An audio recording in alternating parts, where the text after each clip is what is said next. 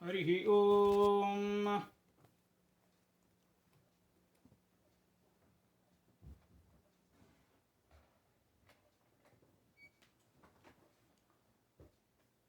M ಬ್ರಹ್ಮಾ ವರುಣೇಂದ್ರ ರುದ್ರಮರುತಃ ಸ್ತುನ್ವಂತಿ ದಿವ್ಯೈಸ್ತವೈಃ ವೇದೈಃ ಸಾಂಗಪದಕ್ರಮೋಪನಿಷದೈಃ ಗಾಯಂತಿ ಯಂ ಸಾಮಗಾಃ ಧ್ಯಾನಾವಸ್ಥಿತ ತದ್ಗತೇನ ಮನಸಾ ಪಶ್ಯಂತಿ ಯಂ ಯೋಗಿನೋ ಯಸ್ಯಾಂತಂ ನ ವಿದುಃ ಸುರಾಸುರಗಣಾಃ ದೇವಾಯ ತಸ್ಮೈ ನಮಃ.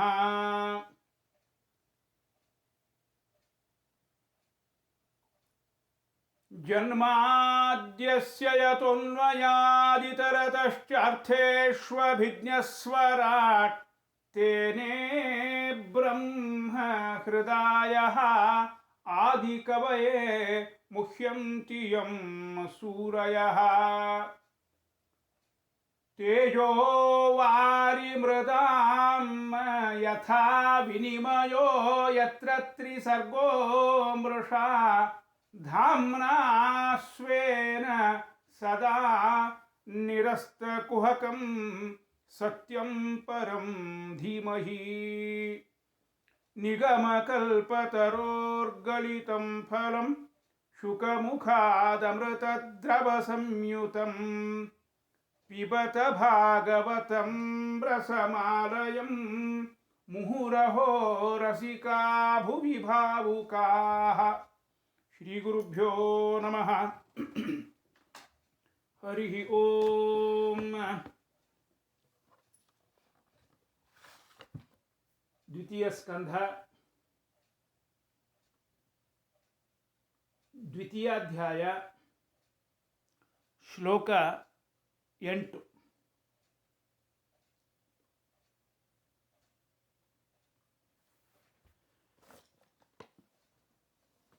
ಕೇಚಿತ್ ಸ್ವದೇಹಾಂತರ್ಹೃದಯಾವಕಾಶೇ ಪ್ರಾದೇಶಮಾತ್ರಂ ಪುರುಷಂ ವಸಂತಂ ಚತುರ್ಭುಜಂ ಕಂಜರಥಾಂಗಶಂಖ ಗದಾಧರಂ ಧಾರಣಯಾ ಸ್ಮರಂತಿ.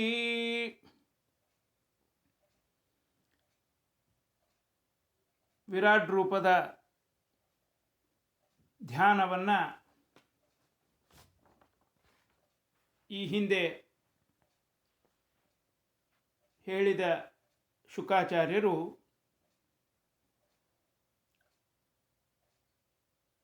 ಸ್ಥೂಲ ರೂಪದ ಇನ್ನೊಂದು ರೀತಿಯ ಸ್ಮರಣೆಯನ್ನು ಈ ಮುಂದಿನ ಶ್ಲೋಕಗಳಲ್ಲಿ ಹೇಳ್ತಾ ಇದ್ದಾರೆ. ಕೇಚಿತ್ ಸ್ವದೇಹ ಅಂತರ್ಹೃದಯ ಅವಕಾಶೆ ಪ್ರಾದೇಶ ಮಾತ್ರಂ ಪುರುಷಂ ವಸಂತಂ ಚತುರ್ಭುಜಂ ಕಂಜ ರಥಾಂಗ ಶಂಖ ಗದಾಧರಂ ಇಂಥ ಭಗವಂತನನ್ನು ಧಾರಣಯ ಸ್ಮರಂತಿ. ಅನ್ವಯ ಸರಳವಾಗಿದೆ.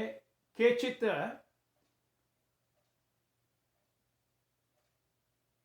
ಸ್ವದೇಹಾಂತರ್ಹೃದಯಾವಕಾಶೆ ಪ್ರಾದೇಶ ಮಾತ್ರಂ ವಸಂತಂ ಚತುರ್ಭುಜಂ ಕಂಜ ರಥಾಂಗ ಶಂಖ ಗದಾಧರಂ ಪುರುಷಂ ಧಾರಣಯ ಸ್ಮರಂತಿ. ಕೆಲವರು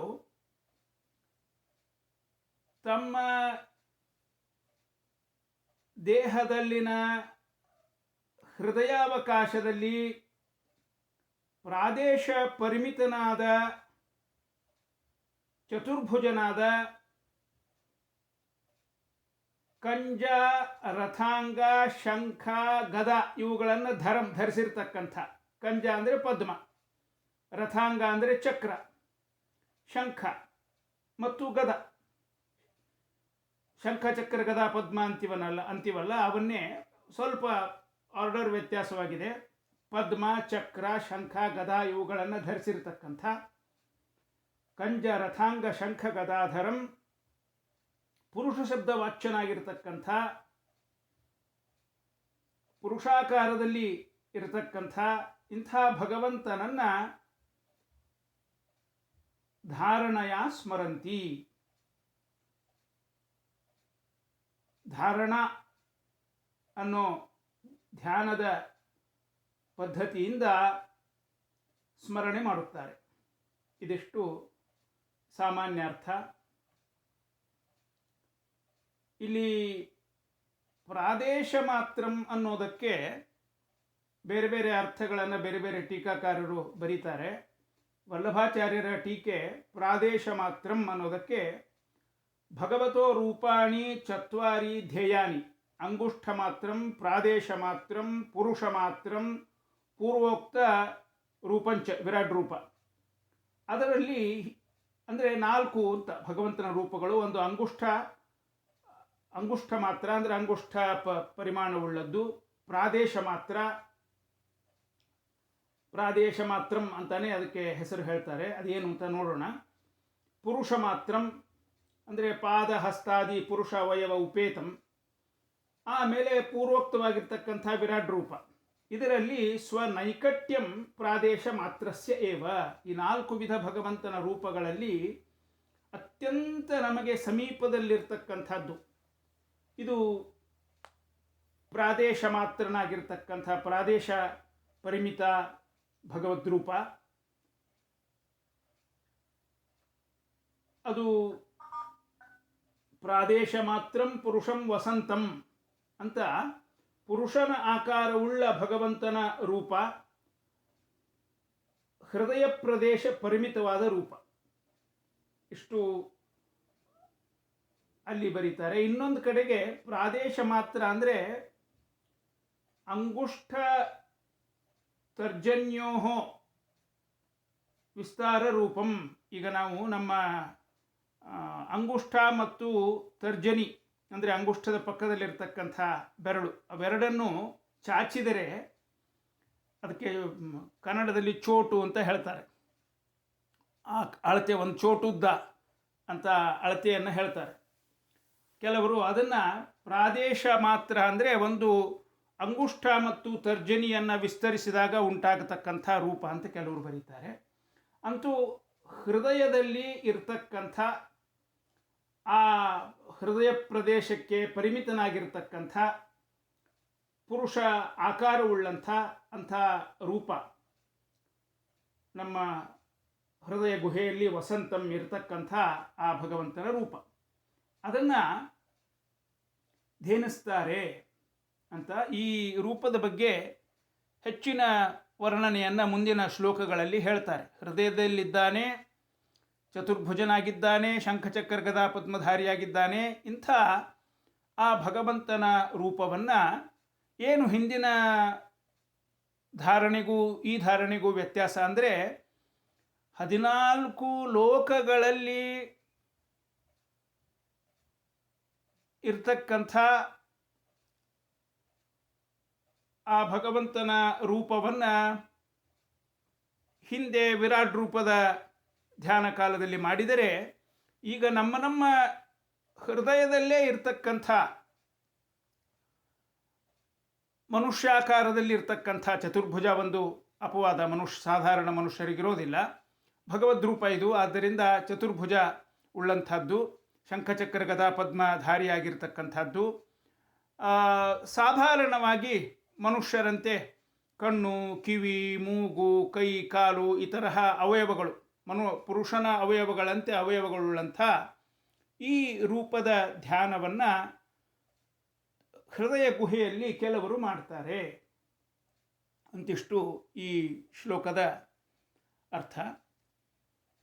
ಪ್ರಸನ್ನವಕ್ತ್ರಂ ನಲಿನಾಯತೆ ಕ್ಷಣಂ ಕದಂಬ ಕಿಂಜಲ್ಕಪಿಶಂಗವಾಸಸಂ ಲಸನ್ಮಹಾರತ್ನ ಹಿರಣ್ಮಯಾಂಗದಂ ಸ್ಫುರನ್ ಮಹಾರತ್ನ ಕಿರೀಟ ಕುಂಡಲಂ.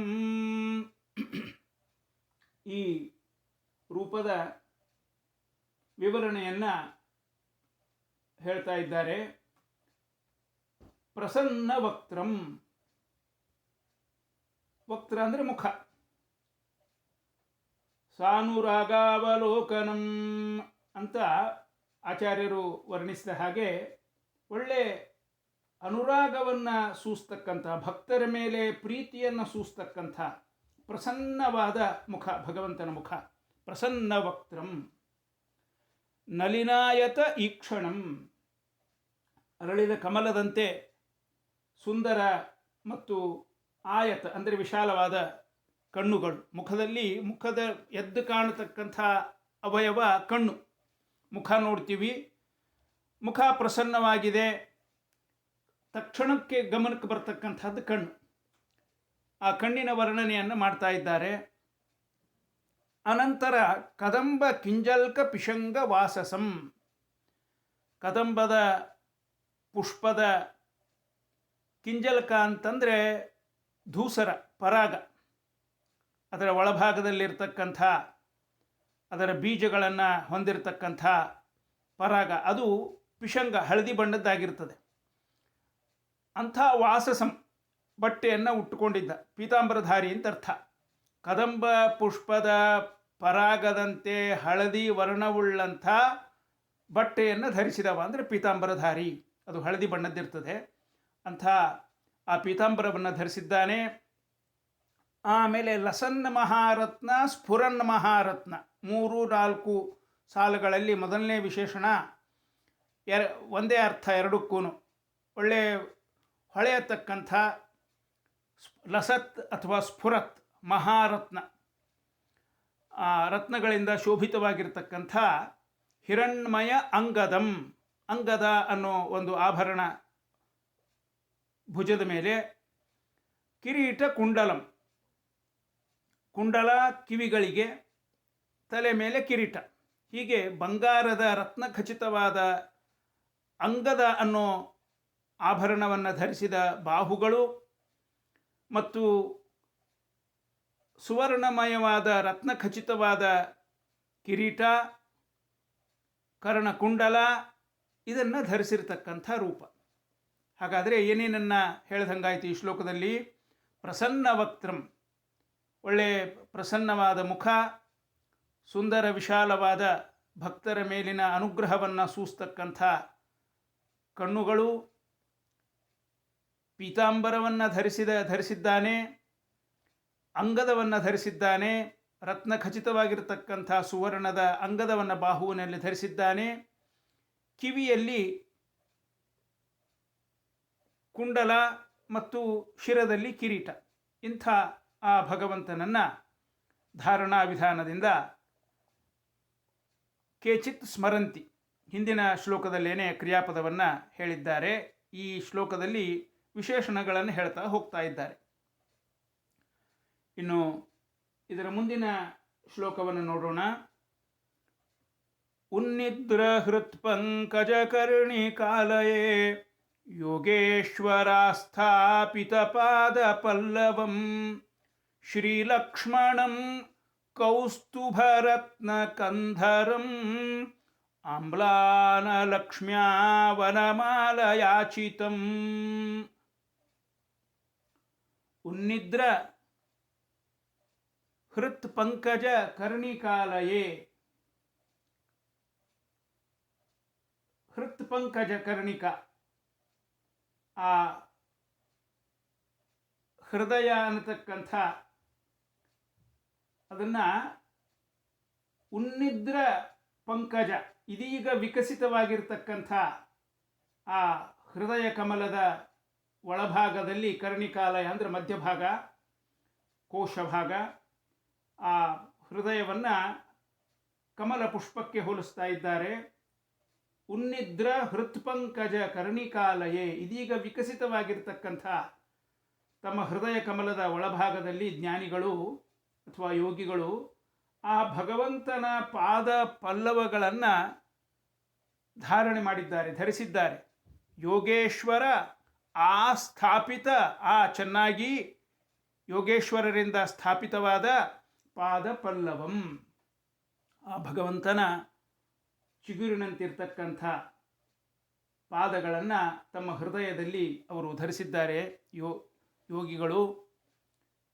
ಮತ್ತು ಶ್ರೀಲಕ್ಷ್ಮಣಂ, ಶ್ರೀರೇವ ಲಕ್ಷ್ಮ ಚಿಹ್ನಂ ತದ್ಯುಕ್ತಂ ಮತ್ವರ್ಥಿಯೋ ನ ಪ್ರತ್ಯಯ. ಏನರ್ಥ? ಶ್ರೀಲಕ್ಷ್ಮಣಂ ಅಂದರೆ ಶ್ರೀ ಅಂದರೆ ಲಕ್ಷ್ಮೀದೇವಿ, ಆ ಲಕ್ಷ್ಮೀದೇವಿಯೇ ಚಿಹ್ನೆಯಾಗಿ ಉಳ್ಳವನು. ಅಂದರೆ ವಕ್ಷಸ್ಥಲ ಶ್ರೀದೇವಿಯಿಂದ ಭೂಷಿತವಾಗಿದೆ. ಶ್ರೀಲಕ್ಷ್ಮಣಂ ಕೌಸ್ತುಭ ರತ್ನ ಕಂಧರಂ. ಕುಸ್ತುಭ ಅಂದರೆ ಸಮುದ್ರ, ಅಲ್ಲಿ ಹುಟ್ಟತಕ್ಕಂಥದ್ದು. ಆದ್ದರಿಂದ ಇದಕ್ಕೆ ಈ ವಿಶೇಷ ರತ್ನಕ್ಕೆ ಕೌಸ್ತುಭ ಕೌಸ್ತುಭ ಅಂತ ಹೆಸರು. ಅವನ ಕಂಧರಂ ಅಂದರೆ ಕುತ್ತಿಗೆಯು ಅದು ಕೌಸ್ತುಭ ಅನ್ನೋ ರತ್ನದಿಂದ ಅಲಂಕೃತವಾಗಿದೆ, ವಿಭೂಷಿತವಾಗಿದೆ. ಮತ್ತು ಅಂಬ್ಲಾನ ಲಕ್ಷ್ಮ್ಯ ವನಮಾಲಯ ಚಿತಂ. ಅಂಬ್ಲಾನ, ಮ್ಲಾನ ಅಂದರೆ ಬಾಡೋದು, ಅಂಬ್ಲಾನ ಎಂದು ಬಾಡದೇ ಇರುವಂಥ ಲಕ್ಷ್ಮ್ಯ ಶೋಭೆಯಿಂದ ಕೂಡಿರತಕ್ಕಂಥ ಆ ವನಮಾಲೆಯಿಂದ ಚಿತಂ ಸಮ್ಯಕ್ ವ್ಯಾಪ್ತಂ ಅಲಂಕೃತಂ ಇತ್ಯರ್ಥ. ಆ ಎಂದು ಬಾಡದ ಸುಂದರವಾದ ವನಮಾಲೆಯಿಂದ ಅಲಂಕೃತವಾಗಿದೆ. ವನಮಾಲೆಯಿಂದಲೂ ಮತ್ತು ಕೌಸ್ತುಭ ರತ್ನದಿಂದಲೂ ಅಲಂಕೃತವಾಗಿರ್ತಕ್ಕಂಥ ಕುತ್ತಿಗೆ. ಮತ್ತು ಯೋಗೇಶ್ವರರ ಹೃದಯದಲ್ಲಿ ಪ್ರತಿಷ್ಠಾಪಿತವಾಗಿರ್ತಕ್ಕಂಥ ಅವನ ಪಾದಗಳು, ಇದಿಷ್ಟನ್ನು ಮಾತ್ರ ಇಲ್ಲಿ ಧ್ಯಾನಕ್ಕೆ ಹೇಳ್ತಾ ಇದ್ದಾರೆ. ಪಾದ ಮತ್ತು ಅವನ ಕುತ್ತಿಗೆ ಕೌಸ್ತುಭ ರತ್ನದಿಂದ ಮತ್ತು ವನಮಾಲೆಯಿಂದ ಅಲಂಕೃತವಾಗಿರ್ತಕ್ಕಂಥ ಕಂಧರ ಅಂದರೆ ಕುತ್ತಿಗೆ.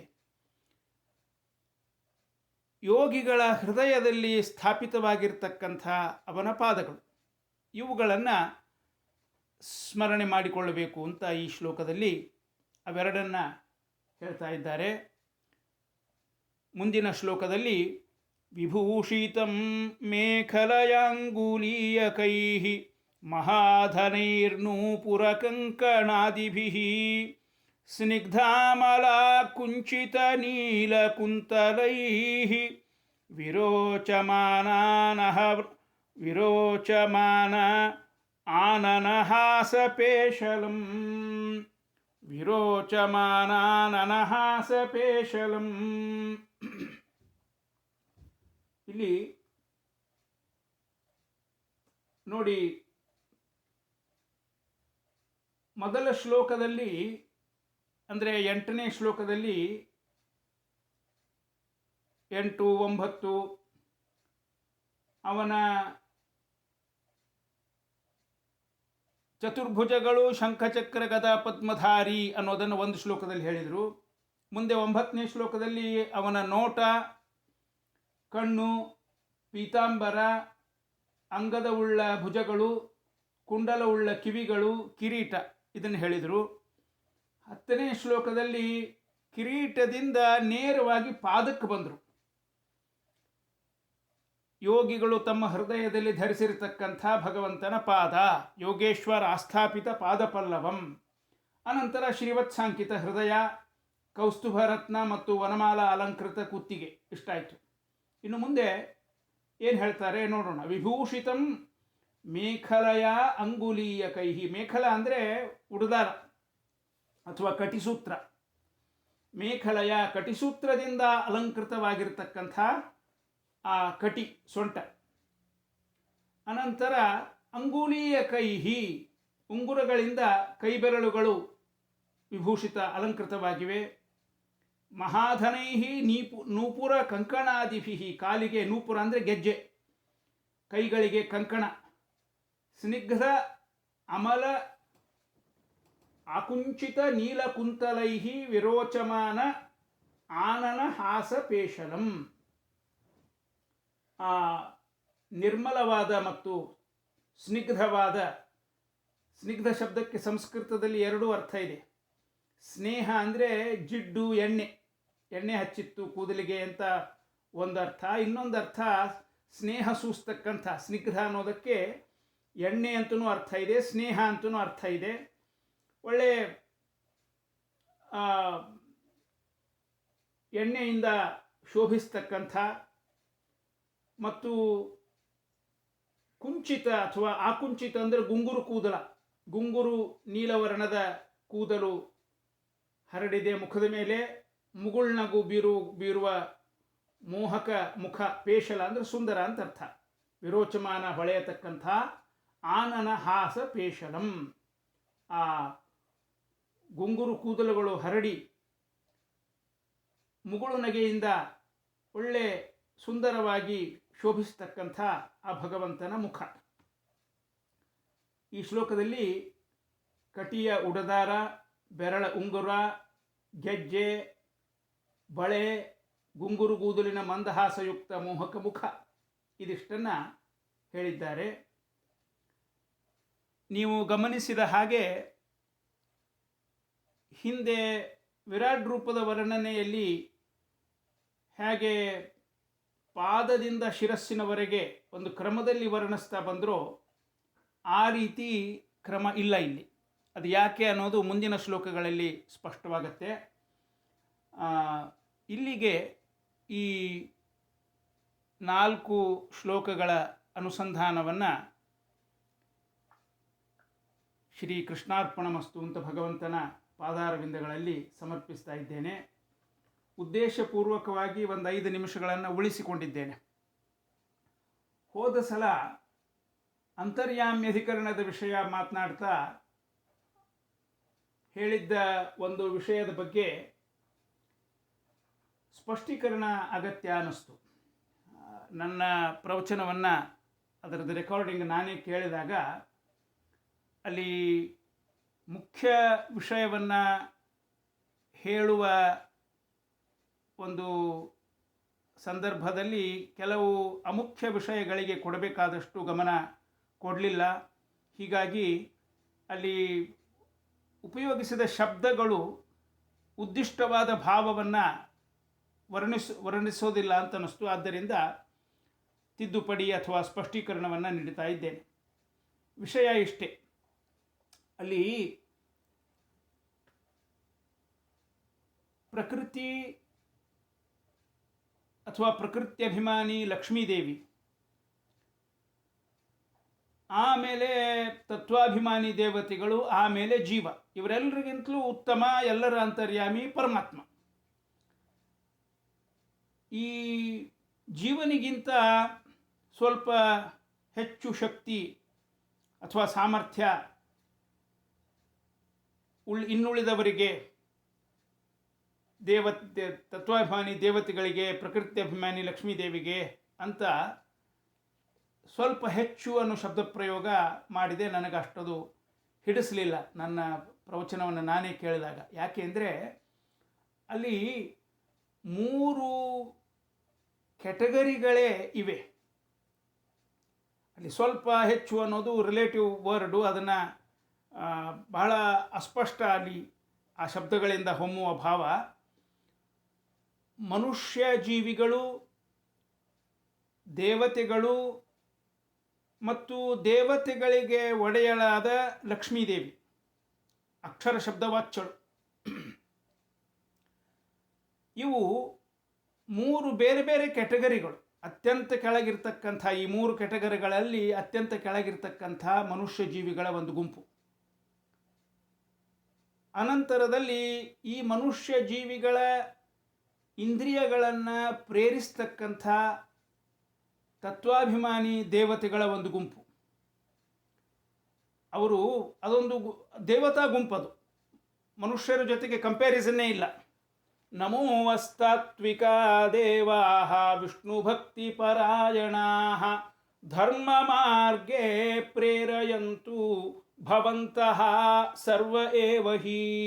ಪ್ರತಿನಿತ್ಯ ಬೆಳಿಗ್ಗೆ ತತ್ವಾಭಿಮಾನಿ ದೇವತೆಗಳನ್ನು ಮನುಷ್ಯರು ಪ್ರಾರ್ಥನೆ ಮಾಡಬೇಕು, ಮಾಡ್ತೇವೆ. ನಮೋ ವಹ ತಾತ್ವಿಕಾ ದೇವಾಹ ವಿಷ್ಣುಭಕ್ತಿ ಪರಾಯಣಾಹ. ಧರ್ಮ ಮಾರ್ಗೇ ವಿಷ್ಣುಭಕ್ತಿ ಪರಾಯಣರಾಗಿರ್ತಕ್ಕಂಥ ಓ ತತ್ವಾಭಿಮಾನಿ ದೇವತೆಗಳೇ, ನಮ್ಮನ್ನು ಧರ್ಮ ಮಾರ್ಗದಲ್ಲಿ ನಮ್ಮ ಇಂದ್ರಿಯಗಳನ್ನು ನೀವು ಪ್ರಚೋದಿಸಿರಿ ಅಂತ ನಾವು ಪ್ರಾರ್ಥಿಸಬಹುದಾದ ನಮ್ಮಿಂದ ಸ್ತುತ್ಯರಾದ ದೇವತೆಗಳವರು. ಆದ್ದರಿಂದ ಸಾಮರ್ಥ್ಯದಲ್ಲಿ ನಮಗೂ ಅವ್ರಿಗೂ ಕಂಪ್ಯಾರಿಸನ್ನೇ ಇಲ್ಲ. ನಮಗಿಂತ ತುಂಬ ಎತ್ತರದವರು, that's all together a different category. ಇದು ಒಂದಾದರೆ, ಈ ದೇವತೆಗಳಲ್ಲಿ ಮತ್ತೆ ಅವಾಂತರ ಕಕ್ಷೆಗಳು, ಎಲ್ಲ ವಿಭಾಗಗಳು ಇವೆ. ಎಲ್ಲ ದೇವತೆಗಳನ್ನು ಒಂದು ಗುಂಪಿನಲ್ಲಿ ನೀವು ಇಟ್ಕೊಂಡ್ರೂ ಕೂಡ ಈ ಎಲ್ಲ ದೇವತೆಗಳಿಗೆ ನಿಯಾಮಕ ತತ್ವ ಪ್ರಕೃತ್ಯಭಿಮಾನಿಯಾದ ಲಕ್ಷ್ಮೀದೇವಿ. ಅಲ್ಲೂ ಅಷ್ಟೇ, ದೇವತೆಗಳಿಗಿರೋ ಸಾಮರ್ಥ್ಯ, ಲಕ್ಷ್ಮೀದೇವಿಗಿರೋ ಸಾಮರ್ಥ್ಯ ಕಂಪ್ಯಾರಿಸನ್ನೇ ಇಲ್ಲ, ಹೋಲಿಕೆಯೇ ಸಲ್ಲದು. ಅವರಿಗೆ ಅವರವರ ಸ್ಥಾನಮಾನಗಳನ್ನು ಕೊಟ್ಟು ಕಾಪಾಡುವವಳು ಲಕ್ಷ್ಮೀದೇವಿ. ವಿಶ್ವಸ್ಥಿತಿ ಪ್ರಲಯ ಸರ್ಗ ಮಹಾವಿಭೂತಿ ವೃತ್ತಿ ಪ್ರಕಾಶ ನಿಯಮ ವೃತ್ತಿಬಂಧ ಮೋಕ್ಷಾ, ಇವೆಲ್ಲನೂ ಯಸ್ಯಾಹ ಅಪಾಂಗಲವಮಾತ್ರತಃ ಸಾ ಊರ್ಜಿತ ಶ್ರೀಹಿ ಅಂತ ಲಕ್ಷ್ಮೀದೇವಿಯ ವರ್ಣನೆ ಬರ್ತಿದೆ. ಅಂದರೆ ರುದ್ರ, ಬ್ರಹ್ಮ ಮೊದಲಾದ ದೇವತೆಗಳಿಗೆ ಅವರವರ ಸ್ಥಾನವನ್ನು ಕೊಟ್ಟು ಅವರಿಂದ ಸ್ತುತ್ಯಳಾಗಿ ಅವರನ್ನು ಕಾಪಾಡತಕ್ಕಂಥವಳು ಲಕ್ಷ್ಮೀದೇವಿ. ಹೀಗಾಗಿ ಅವಳು ಅಕ್ಷರ ಅಕ್ಷರ ಅಂತ ಹೆಸರವಳಿಗೆ, ನಾಶ ಇಲ್ಲ. ಅಕ್ಷರಾದಪಿ ಚೋತ್ತಮ, ಆ ಭಗವಂತ ಅವಳಿಗಿಂತ ಮೇಲೆ ಅಂತ. ಆದ್ದರಿಂದ ಶ್ರೀಹಿ ಯತ್ಕಟಾಕ್ಷ ಬಲವತಿ. ಹೀಗೆ ಜೀವರು, ತತ್ವಾಭಿಮಾನಿ ದೇವತೆಗಳು, ಪ್ರಕೃತ್ಯಭಿಮಾನಿಯಾದ ಲಕ್ಷ್ಮೀದೇವಿ, ಆ ಅಕ್ಷರ ಶಬ್ದವಾಚ್ಯಳಾದ ಲಕ್ಷ್ಮೀದೇವಿಗಿಂತ ಉತ್ತಮ ಪರಮಾತ್ಮ. ಉತ್ತಮ ಪುರುಷಸ್ತ್ವನ್ಯ ಪರಮಾತ್ಮೇತ್ಯುದಾಕೃತ ಅಂತ ಪರಮಾತ್ಮ ನಾಲ್ಕನೆಯವ. ಈ ಮೂರು ವಿಭಾಗಗಳನ್ನು ಮೀರಿ ಇದಕ್ಕೆ ಆಚೆ ಈ ಎಲ್ಲ ವಿಧ ಜೀವರಲ್ಲೂ ಅಂತರ್ಯಾಮಿಯಾಗಿ ಅವರನ್ನು ಪ್ರೇರಿಸ್ತಕ್ಕಂಥ ಪರಮಾತ್ಮ ಅಂತ ನಾವು ಮಾತನಾಡುವಾಗ ಪ್ರೇರಕತ್ವ, ಅಂತರ್ಯಾಮಿತ್ವ, ಅಮೃತತ್ವ ಇವು ಯಾರಲ್ಲೂ ಇಲ್ಲ ಅಂತ ಮಾತನಾಡಿದ್ವಿ. ಅಲ್ಲೆಲ್ಲನೂ ಸ್ವಲ್ಪ ಸಂಕೋಚಗೊಂಡೇ ಅರ್ಥ ಹೇಳಬೇಕು. ಯಾಕೆಂದರೆ ಲಕ್ಷ್ಮೀದೇವಿ ಅವಿನಾಶಿ, ಅಕ್ಷರ ಅವಳು, ನಾಶ ಇಲ್ಲದೇ ಇರುವವಳು. ಆ ಅರ್ಥದಲ್ಲಿ ಅಮೃತ ಅವಳು ಅಂತಃಪ್ರೇರಕಳು ಹೌದು. ಹೀಗಾಗಿ ಅಲ್ಲಿ ಹೇಳಿದ ಅಂತರ್ಯಾಮಿತ್ವದ ಲಕ್ಷಣಗಳು ಅವಳಲ್ಲಿ ಬರ್ತವೆ. ಯಾವುದು ಬರೋದಿಲ್ಲ ಅಂದರೆ ನಿರ್ದುಷ್ಟತ್ವ ಬರೋದಿಲ್ಲ. ಅವಳಲ್ಲೂ ಕೂಡ ದೋಷ ಇದೆ. ಯಾವುದದು ದೋಷ? ಪಾರತಂತ್ರ್ಯ ಅನ್ನೋ ದೋಷ. ಹೀಗಾಗಿ ಪರಮಾತ್ಮನ ಅಧೀನಳಾಗಿಯೇ ಅವಳು ಕಾರ್ಯವನ್ನು ನಿರ್ವಹಿಸ್ತಾ ಇದ್ದಾಳೆ. ಆದ್ದರಿಂದ ಪಾರತಂತ್ರ್ಯ ಒಂದು ಬಿಟ್ಟರೆ ಉಳಿದ ಎಲ್ಲ ಆ ಅಂತರ್ಯಾಮಿತ್ವದ ಲಕ್ಷಣಗಳು ಲಕ್ಷ್ಮೀದೇವಿಯಲ್ಲಿವೆ. ಮುಂದೆ ಭಗವಂತನಿಂದ ಯಾವ ಮಟ್ಟಿಗೆ ಕೊಡಲ್ಪಟ್ಟಿವೆಯೋ ಆ ಮಟ್ಟಿಗೆ ತತ್ವಾಭಿಮಾನಿ ದೇವತೆಗಳಲ್ಲೂ ಕೂಡ ಆ ಲಕ್ಷಣಗಳು ಇವೆ. ಅಂದರೆ ಅವರೆಲ್ಲರೂ ಕ್ಷರರು, ನಾಶ ಹೊಂದತಕ್ಕಂಥವರು ಅವರವರ ಅವಧಿ ಮುಗಿದ ಮೇಲೆ. ಅಂತೂ ಈ ಎಲ್ಲ ಲಕ್ಷಣಗಳು ಇರ್ತಕ್ಕಂಥವಳು ಲಕ್ಷ್ಮೀದೇವಿ. ನಿರ್ದುಷ್ಟತ್ವವೊಂದನ್ನು ಬಿಟ್ಟು ಹೀಗೆ ಅದನ್ನು ತಾರತಮ್ಯದ ಪ್ರಕಾರ ವ್ಯವಸ್ಥೆ ಮಾಡಿದ್ದಾರೆ. ಈ ವಿಷಯ ಹೇಳುವಾಗ ಉದ್ದಿಷ್ಟವಾದ ಅಭಿಪ್ರಾಯವನ್ನು ವಿಶದವಾಗಿ ಹೇಳಲಿಕ್ಕಾಗಲಿಲ್ಲ ಅನಿಸಿದ್ದರಿಂದ ಅದನ್ನು ಮತ್ತೊಮ್ಮೆ ವಿಶದಗೊಳಿಸ್ತಾ ಇದ್ದೇನೆ. ಇನ್ನೊಂದು ವಿಷಯವನ್ನು ಹೇಳುವಾಗ ತತ್ರ ಭೇದೋಪಿ ನ ಕ್ವಚಿತ್ ಅನ್ನೋ ಶಬ್ದ ಪ್ರಯೋಗ ಮಾಡಿದೆ. ಅರ್ಥದ ದೃಷ್ಟಿಯಿಂದ ಅದು ಸರಿ. ಆದರೆ ಇರುವ ವೇದ ವಚನ ನೇಹ ನಾನಾಸ್ತಿ ಕಿಂಚನ ಅಂತ ಅಂದರೆ ಅದು ಭಗವಂತನಲ್ಲಿ ಭಗವಂತನ ಸ್ವರೂಪಕ್ಕಿಂತ ಭಿನ್ನವಾದದ್ದು ಯಾವುದೂ ಇಲ್ಲ. ಈಗ ನನ್ನ ಕೈ, ನನ್ನ ಕಾಲು, ನನ್ನ ಅಂಗಾಂಗಗಳಿಗೂ ನನಗೂ ಭೇದ. ಹಾಗೆ ಭಗವಂತನ ಅಂಗಾಂಗಗಳಿಗೂ ಅವನ ಸ್ವರೂಪಕ್ಕೂ ಭೇದ ಇಲ್ಲ ಅಂತ ಹೇಳ್ತದೆ ಶ್ರುತಿ. ಆ ಶ್ರುತಿ ನೇಹ ನಾನಾಸ್ತಿ ಕಿಂಚನ ಇಹ ಅಂದರೆ ಈ ಭಗವಂತನಲ್ಲಿ ನಾನಾ ಕಿಂಚನ ನಾಸ್ತಿ, ಅವನ ಸ್ವರೂಪಕ್ಕಿಂತ ಭಿನ್ನವಾದದ್ದು ಯಾವುದೂ ಅವನಲ್ಲಿ ಇಲ್ಲ, ಎಲ್ಲ ಅವನ ಸ್ವರೂಪಕ್ಕೆ ಸೇರುವಂಥದ್ದು, ಸ್ವರೂಪದಿಂದ ಅಭೇದವುಳ್ಳದ್ದು ಎಂಬುದಾಗಿ ಆ ಶ್ರುತಿಯ ಅರ್ಥ. ತತ್ರ ಭೇದೋಪಿ ನ ಕ್ವಚಿತ್ ಅನ್ನೋ ಶಬ್ದದಿಂದ ಅದನ್ನು ಹೇಳಿದೆ. ಅರ್ಥ ತಾತ್ಪರ್ಯ ಅದೇನೆ, ಆದರೆ ಶ್ರುತಿ ಅದಲ್ಲ, ಆದ್ದರಿಂದ ಅಲ್ಲೂ ಒಂದು ಸ್ಪಷ್ಟೀಕರಣವನ್ನು ಕೊಡಬೇಕು ಅಂತ ಅನ್ನಿಸ್ತು. ಇಲ್ಲಿಗೆ ಇವತ್ತಿನ ಅನುಸಂಧಾನವನ್ನು ಮುಕ್ತಾಯಗೊಳಿಸ್ತಾ ಇದ್ದೇನೆ. ಶ್ರೀಕೃಷ್ಣಾರ್ಪಣ ಮಸ್ತು. ಯಾರಿಗಾದರೂ ಏನಾದರೂ ಪ್ರಶ್ನೆ ಇದ್ದರೆ ಮುಂದಿನ ಕೆಲ ನಿಮಿಷಗಳಲ್ಲಿ ಕೇಳಬಹುದು.